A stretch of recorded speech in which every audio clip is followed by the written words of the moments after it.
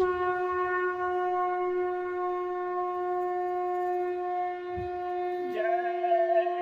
गुरुदेव। जय गुरुदेव।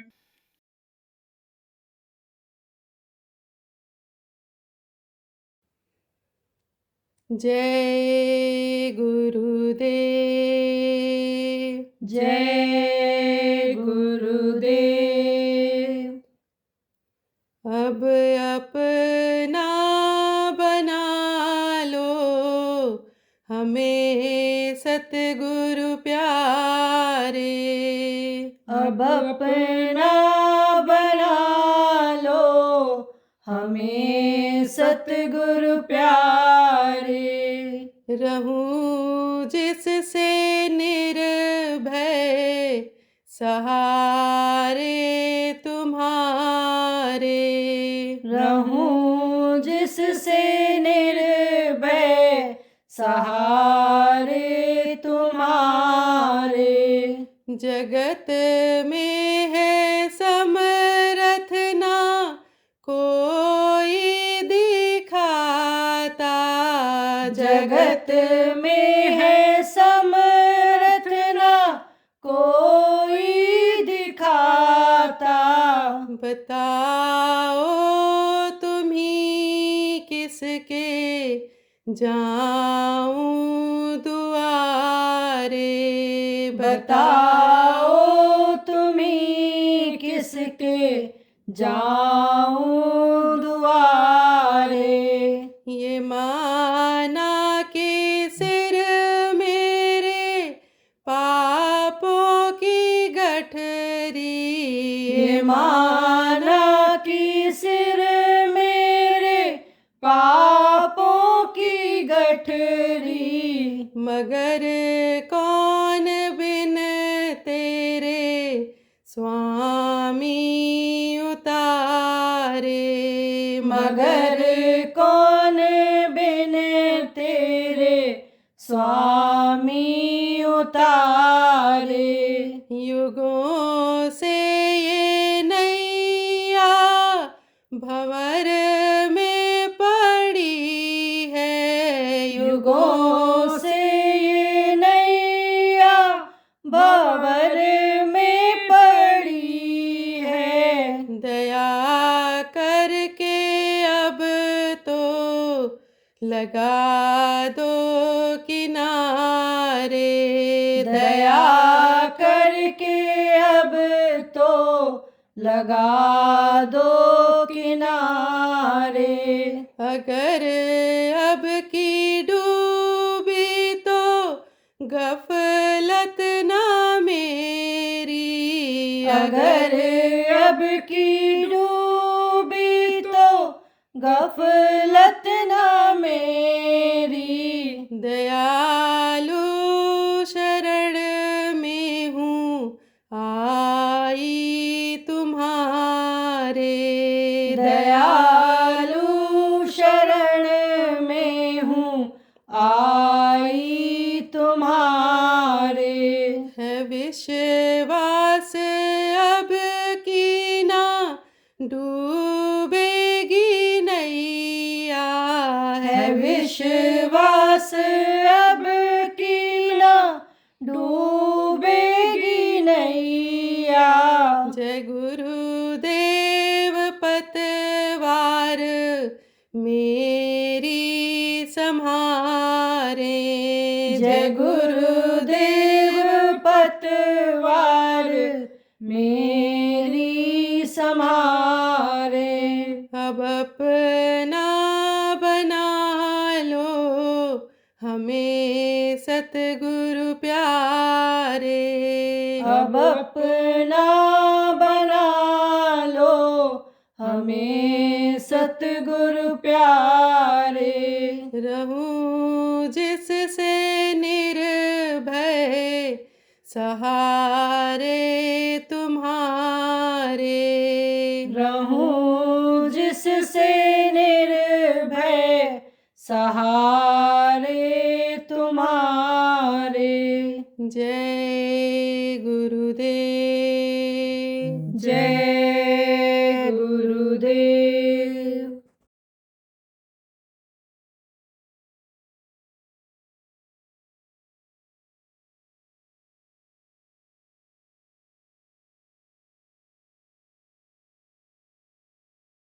कि इस समय इंसान उसी को भूल गया जो सबको खिलाता है, सबको देता है, उसी को भूल गया और चमक दमक की दुनिया में चमक दमक में फंस गया।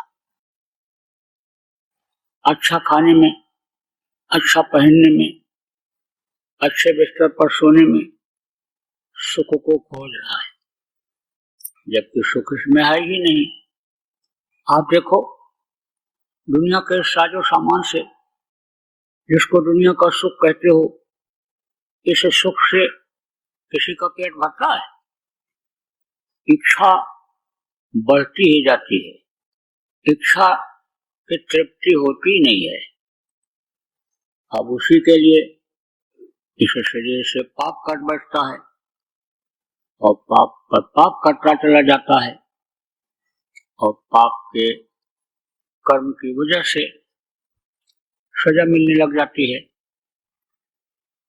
और अगर आप समझो कि सजा को कम करने के लिए, सजा को खत्म करने के लिए कोई ज्ञान भी कराता है तो ऐसे को खोज नहीं पाते हैं जो कर्मों की धुलाई कर दें, क्योंकि ये कर्म ऐसे मुड़ करके शरीर पर नहीं लगते हैं। ये कर्म दोनों आंखों के बीच में, यहाँ पर जीवात्मा बैठे हुए हैं, शीतोष्णकरण में ये जमा होता है और सारी शरीर की शक्ति का संचालन वहीं से होता है। इसलिए वो कर्म इन शरीर के अंगों को भी तकलीफ देते हैं। अब जब तकलीफ होने लगता है तो इधर उधर आदमी भगता है, फिर मंदिरों में भी जाता है, जिसको थोड़ी सी भी मान्यता समाज के लोग दे देते हैं उनके पास भी जाता है, लेकिन उनके पास दुख दूर करने का उपाय होता नहीं, तरीका होता नहीं है।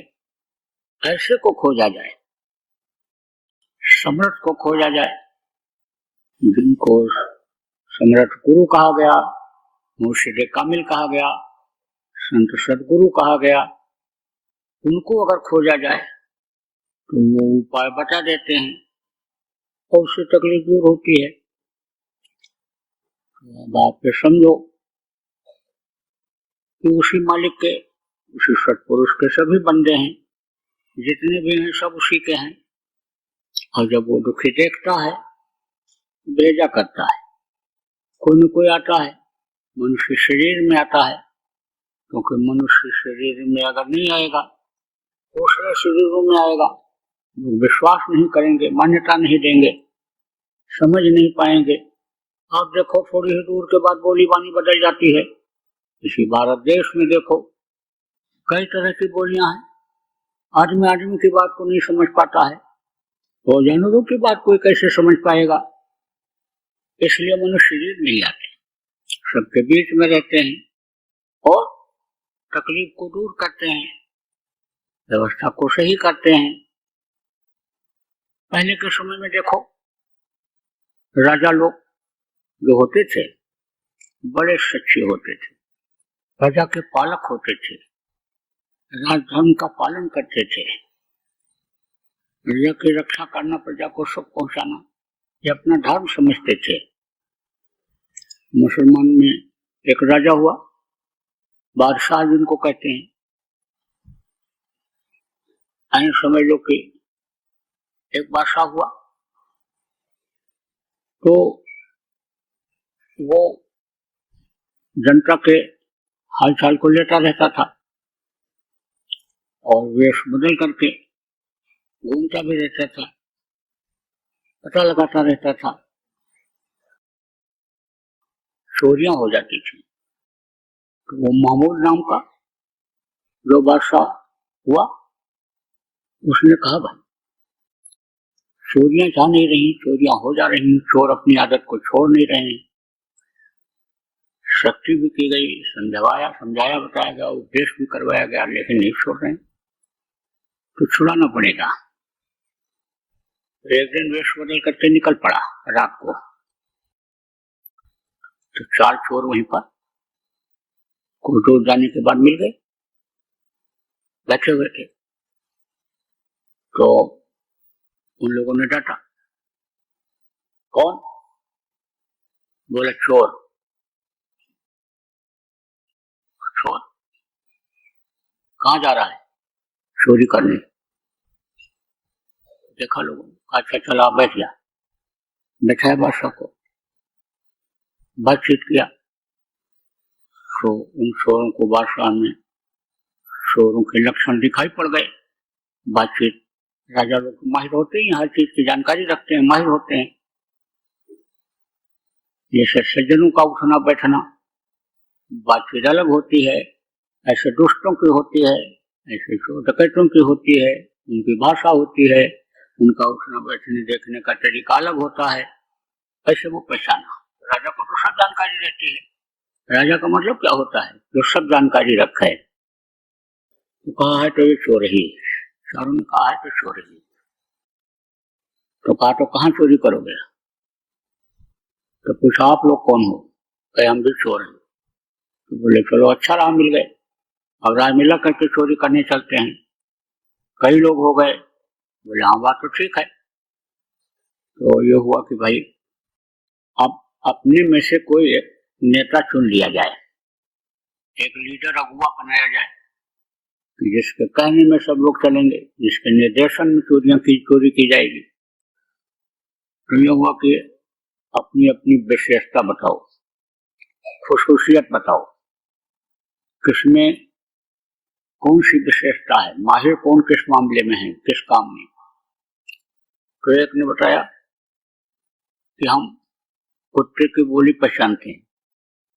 दूसरे ने कहा हम रात को अंधेरे में भी अगर किसी को देख लें तो कभी भी देखेंगे जीवन में तो हम उसको पहचान जाएंगे। तीसरे ने कहा हम इस तरह गांठ बांधते हैं कि कहीं भी फंसा दो, न खुलती है न टूटती है, और उसी रस्से पर पकड़ करके 4 मंजिल पर चढ़ जाओ। फिर उसे से पूछा, तीसरे से पूछा, उसने कहा कि मैं सेंध इतना बढ़िया लगाता हूँ, सुराख इतना बढ़िया दीवार में बना देता हूँ, खबर तक नहीं लगती किसी को। धीरे से काट के सुराख बना देता हूँ, अंदर चले जाए कितने आदमी। तब एक बच्चा उससे पूछा तो कहा हम सूंघ करके बता देते हैं कि किस तरह से माल कहाँ मिलेगा, कहाँ माल रखा है। तो बोले कि इसे पूछा बादशाह से, या बताओ। अभी सोचने लगा भाई मैं क्या बताऊं। सोचा, उसने कहा देखो कोई कैसा भी अपराधी हो, चोर डकैत हो, फांसी के फंदे पर लटक रहा हो, तो मैं दाढ़ी अपनी हिला दूं तो फांसी पर से उतार लिया जाता है। और ये लोगों ने कहा इससे अच्छा नेता कौन मिलेगा, लीडर अगुआ कौन मिलेगा, इससे अच्छा किसी को लीडर बना दिया जाए।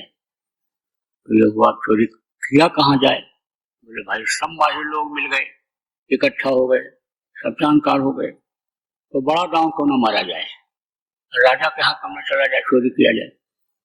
राजा तो कुछ नहीं बोला, मीठे मन से कहा ठीक है चला जाए, राजा के यहाँ चला जाए। जब ये चले तो कुत्ता भूखा, तो कह रहा था हम जानवरों की बोली पहचान जाते हैं। उससे पूछा इनने चोरों ने क्या कह रहा है। वो बोला ये कह रहा है कि हम में से कोई एक बादशाह है। तो सब हंस पड़े, बोले इसमें कोई बादशाह चोरों कहाँ बादशाह होगा, अरे तू पहचान नहीं पाया, झूठ बोल रहा है। अरे अच्छा चलो कोई बात नहीं, चलो तो चल पड़े। वो गया गांठ बांधा फंदा और डाला ऊपर फेंका ऐसे, और गया फंस गया, और उसी पर चढ़ करके ऊपर चढ़ गए, पकड़ करके रस्सी को चढ़ गए सब के सब।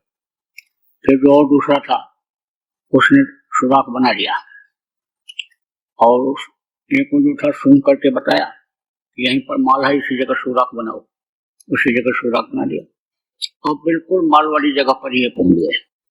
और सबके सब लोग मिलकर के गठरी बांधे, और गठरी बांध करके और अपना उतर गए, चले गए जहां पर इनको इकट्ठा होना था। वहां पर इकट्ठा होकर के और उसका बंटवारा कर लिए। सब लोग अपना अपना हिस्सा लेकर चले गए। राजा भी अपना हिस्सा लेकर चलाया। जब सुबह हुआ तो वह चोरी हो गई। पता लगाने लगे, पता ही नहीं लगा। तब बादशाह ने कहा अगला जगह चले जाओ, वहां से सुराग तुमको मिल जाएगा, वहां कोई ना कोई मिल जाएगा, उसको पकड़ोगे सबको बता देगा। उसको पकड़ा, शक्ति किया, एक को पकड़ा, उसको शक्ति किया तो सबको बता दिया उसने। जो जानकार थे, राजा का पता ही नहीं था कहाँ रहता है क्या है, इसके बारे में तो नहीं बता पाए। बोले एक का नहीं पता चल रहा है, बाकी तो ये सब मिल गए। तो यह हुआ, राजा के पास एक नहीं मिला और बाकी तो सब मिल गए। कह रहे एक और था लेकिन वो नहीं मिला, तो बोले तो इनको फांसी पर लटका दिया जाए। उस वक्त पर यह नियम था कि माल मिल जाए, बरामद हो जाए और चोर मिल जाए तो जो हाकिम होता था सीधे फांसी की सजा देता था। तो यह हुआ कि फांसी की तैयारी की जाए, तैयारी हो गई और तख्ते पर खड़ा कर दिए गए। लेकिन बगैर बादशाह के, राजा के फांसी होती नहीं थी। बादशाह जब वहां बैठता था, हुक्म देता था तो फांसी होती थी। अब राजा अपना कपड़ा पहन करके राजसी वेश में वहां पहुंचा तो वो जो बोला था कि रात को दिन को कभी भी हम कहीं भी किसी आदमी को देख लें तो पहचान जाते हैं। तो अब उसने देखा तो कहा कि सरकार आप भी थे, चार तो हम थे, पांचवें आप थे, आप अब दाढ़ी हिलाओ। अब हम कसम खा रहे हैं कि अब हम जिंदगी में ऐसा कोई कर्म नहीं करेंगे, चोरी डकैती का कोई काम नहीं करेंगे, अब आप हमारे ऊपर दया कर दो। तब से उसने दाढ़ी हिलाया और उतार लिए गए। उसी दिन से ये बदल गए। तो कहने का मतलब यह है कि संत महात्मा फकीर जो पूरे होते हैं भेजे जाते हैं और यहाँ पर शरीर में आते हैं। जैसे रात को रात भर जब जगा राजा और समझ लो कि बरसा पकड़ करके चल करके गया और इतनी तकलीफ झेला, लेकिन उनको सुधार दिया। ऐसे ही जब महात्मा आते हैं, जब संत आते हैं तो लोगों को समझाते हैं कि भाई यह शरीर ये जो तुमको मिला है, भगवान के भजन के लिए मिला है, इसको गंदा मत करो।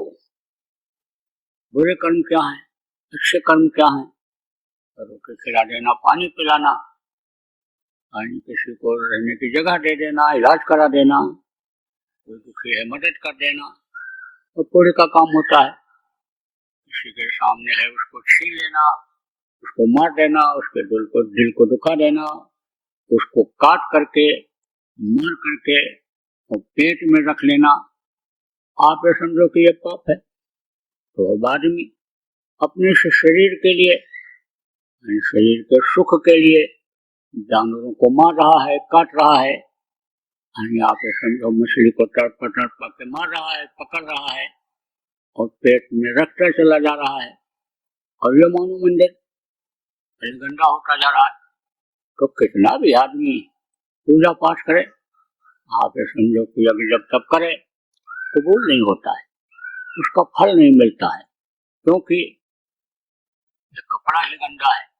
आप ये समझो जैसे आदमी कपड़ा पहनता है, ऐसे जीवात्मा के ऊपर एक कपड़ा डाल दिया गया।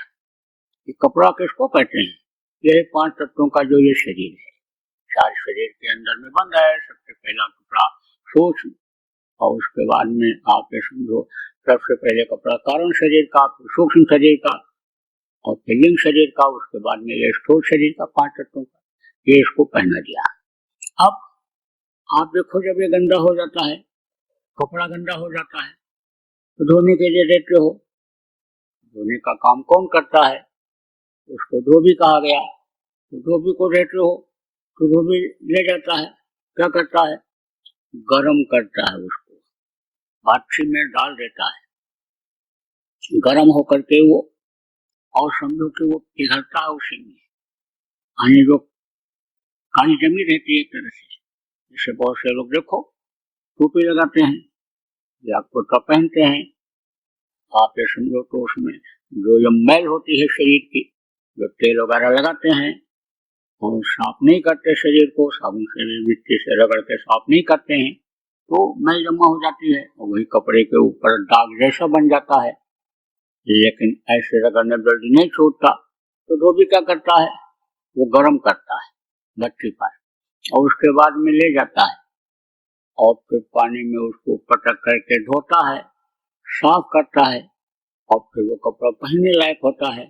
ऐसे ही ये जो मनुष्य शरीर है, इसको जब तक लोगों को जानकारी नहीं थी तब तक इसको तपाते थे, इसको गलाते थे, इसको पेड़ों पर लटकाते थे, कांटों पर सुलाते थे, धूप में बैठ करके अग्नि चारों तरफ जला करके पंचाग्नि देते थे इसको, कि जिससे पानी समझ लो कि ये धोने के लायक हो जाए। लेकिन धुलता तब भी नहीं था। अब आप ये समझो, जब भट्टी में जला देता है, उबाल देता है उसको, लेकिन साफ तब तक नहीं होता है जब तक जल में धोता नहीं है। तो जब जल में धोता है, नदी तालाब में धोता है, तब उसकी सफाई होती है। अंदर ये जो मैल जमा है वो कैसे धुलती है, वो पानी से, साबुन से या शरीर के गर्म करने से धुलती नहीं है। उसको कौन धोता है, जिसके लिए पलटू साहब ने कहा तो भी वो मर जाएगा, चादर लीजिए धोए, चादर लीजिए धोए वही वो बहुत पुरानी, और चल सतगुरु के घाट, जहाँ निर्मल पानी बहता है।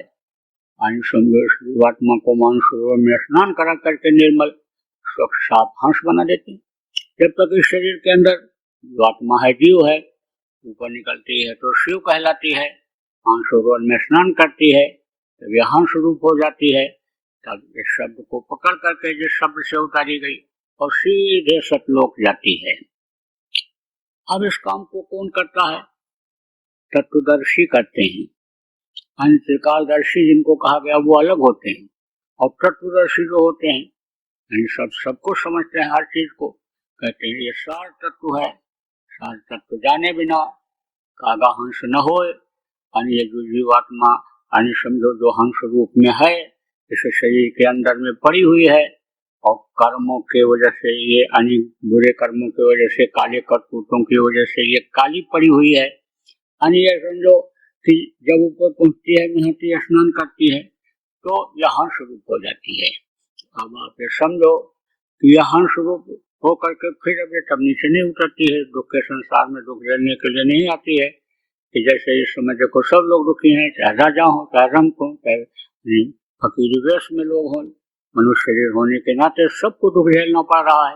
तो तब ये जीवात्माओं ने ऐसे के ही खोज के लिए जितने भी महापुरुष आए, जितने भी लोग आए इस धरती पर, सब लोगों ने इस चीज को कहा। आप ये समझो, मनुष्य शरीर में जो आता है, कर्मों से उसको छुटकारा नहीं मिलता है, कर्मों की सजा भोगनी पड़ती है।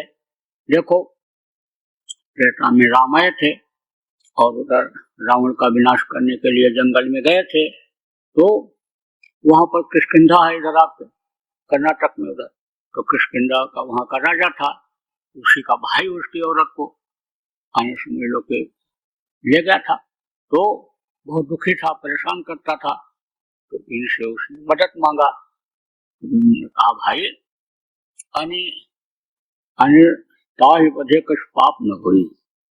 गोस्वामी महाराज ने कहा कि दूसरे की औरत, लड़के की औरत के साथ अगर कोई कुछ करता है, नहीं समझ लो कि भाई की औरत के साथ, तो ताहि बधे कुछ पाप न हुई। उन्होंने कहा कि इसको मारने से पाप नहीं लगेगा, इसका श्रृंगार तो करना जरूरी है। आज हम लोग के तो उसको उन्होंने क्या किया था, पेड़ के ओट में खड़े होकर के, उसको कोई मार ही नहीं सकता था, सामने उसके वो दूसरे की ताकत को ले लेता था। वरदान उसको था कि सामने कोई भी रहेगा तो उसके आधा ताकत को वो ले लेता था, तो उसकी जो ताकत और जो ले लिया वो भारी पड़ जाती थी। तो इन्होंने छिप करके मारा, बाण मारा था, तो फिर मरने लगा जब वो, तब उसको ज्ञान हुआ कि अरे ये तो राम है। लेकिन फिर उसने कहा मैं वही सुग्रीव प्यारा, तो कारण कौन, नाथ मैं मरा। लेकिन अब तेज सोच इतना लग चुका था शरीर में कि सिस्टम बिगड़ गया था। समझ लो कि रक्त का संचार और ये कोशिकाएं ये जो थी ये काम करना बंद हो रही थी। तो फिर जो है कहा गया कि मनुष्य शरीर में होने के नाते उन्होंने जब उसको मारा तो दूसरे जन्म में वो जो शक्ति आई उसी रूप में जो आई, यानी समझो द्वापर में कृष्ण रूप में जो वो आए उसी काम को करने के लिए, धर्म की स्थापना के लिए जो त्रेता में भगवान राम ने किया था, भगवान कृष्ण आए उसी काम को करने के लिए। अब आप ये समझो कि उनको भी कहते बदला देना पड़ा, अब बदला उसको चुकाना पड़ा, उनको चुकाना पड़ा। कैसे? जब महाभारत खत्म हो गया और ये भी काफी बुढ़े हो गए थे, तो जब आप ये समझो कि कृष्ण का काम पूरा हो गया, जी हुआ कि अब हमको भी जाना है, तो आप ये समझो कि जो मनुष्य शरीर में आता है जाना सबको पड़ता है, जो छोड़ना रहता है। पूरा जंगल की तरफ गए थे और पेड़ के डाल पर बैठे हुए थे, पैर लटकाए हुए, तो बह लिया गया था शिकार खेलने। तो इनके कृष्ण के पैर में पद्म का निशान था, चमक रहा था। पद्म का निशान जब देखा उसने तो कहा मृग की आंख चमक रही है, मृग की आंख बहुत चमकती है, रात को दूर से पता चल जाता है, रोशनी जैसी मालूम पड़ता है कि ये मृगा है। तो देखा कि मृगा की जैसे मृगा की आंख चमक रही थी, वो पद्म का निशान मृगा के आंख जैसा दिखाई पड़ रहा था, तो उसने वहीं से तीर छोड़ दिया और कृष्ण के पैर में जब लगा गिरे, कराह की आवाज सुनी, कहा ये तो आदमी की आवाज है। दौड़ करके गया, देखा तो कहा ये तो कृष्ण है। तो कहा प्रभु मेरे से गलती हो गई। बोले तेरे से गलती नहीं हुई, तुझको भी मैंने मारा था, त्रेता में मारा था, उसमें मैं राम था और तुम बाली थे, समझ लो कि तो आपको हमने मारा था, हमने समझो तुमको मैंने मारा था तो तुमने आज मुझको मारा, तो अब बदला चुक गया। तो कहते हैं कि कर्मों का लेना देना बदला ये जल्दी जाता नहीं, लेकिन संतों में पावर होती है, शक्ति होती है, और संतों के पास उपाय होता है, तरीका होता है कि जिसके द्वारा कर्मों को कटवाते हैं।